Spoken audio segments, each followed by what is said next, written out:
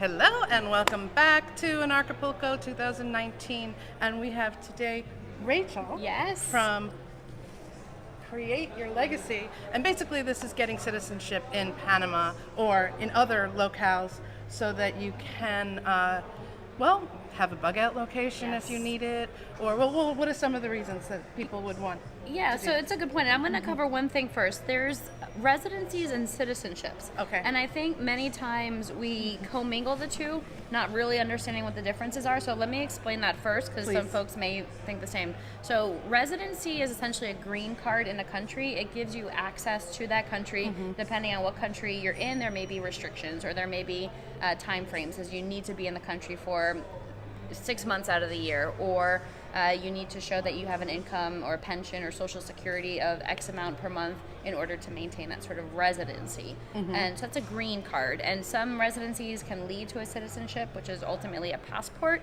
and some don't. But it Okay. just totally depends. So when you're thinking citizenship, you're primarily thinking a passport. So we've put together a program that helps people to get their residency program or their residency, and then from there, if they want it to lead to a citizenship or a passport, it can. So at least there's that road to get to that point. Okay. So a couple of reasons why people may want their residency, which of course can lead to a citizenship, is that if they, like you just mentioned, if they ever want a bug out location and they just want to get out of their home country, don't like where things are going, it gives them permission to do so. Because, Right. I mean, we have a great passport. I'm from the States. I think it's a great passport, but I can, if something happens, and I live in Belize now, but if I wanted to ever get out and I didn't have a residency in another country, I can get out of the country, but I can't stay. I can't stay anywhere because I'd be considered an illegal immigrant. Right. So it is so important to have that sort of option, because so Exactly. many times, right, we think about our portfolio, we're like diversification, right? We are looking all for diversification, whatever that means to you, whether it's asset class or location, but diversification We is want a big theme. options because basically Exactly. no one knows exactly what's going to Yep. happen. Yep. And you want to be able It's true. to have a choice. It's true. Simple. It's true, and I think we just kind of forget about ourselves in the grand scheme of things, as Right. we worry about our portfolio, and we worry about our bank accounts, and we worry about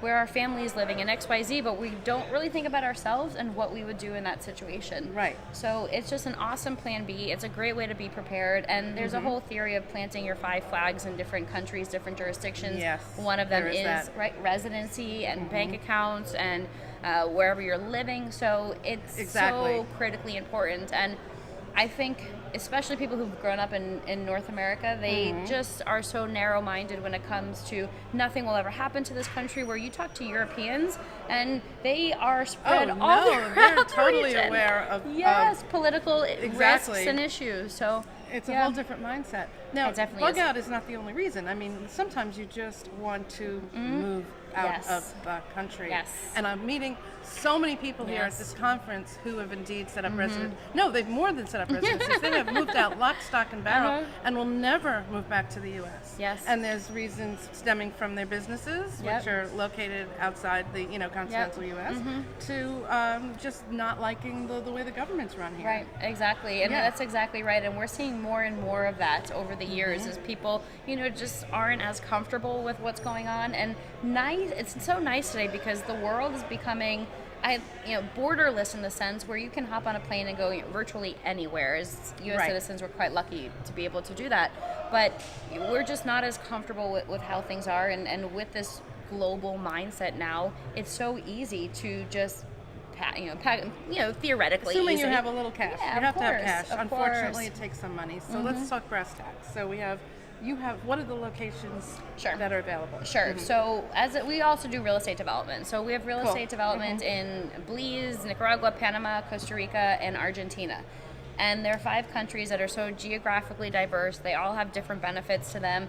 Belize is beautiful. It's on the Caribbean. English is the official language. It's close to the U.S.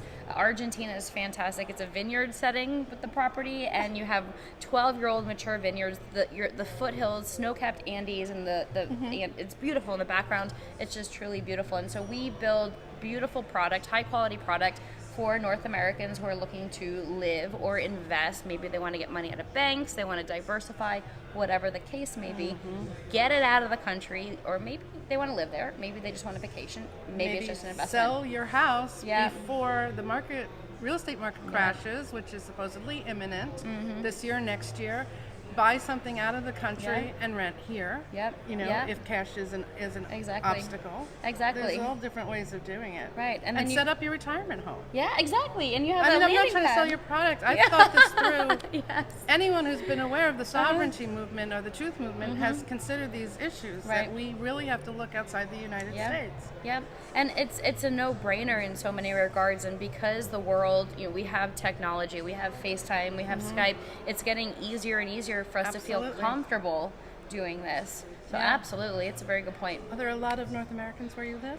A lot, yes. So I live in Belize. I'm on a beautiful Caribbean island named Ambergris Key.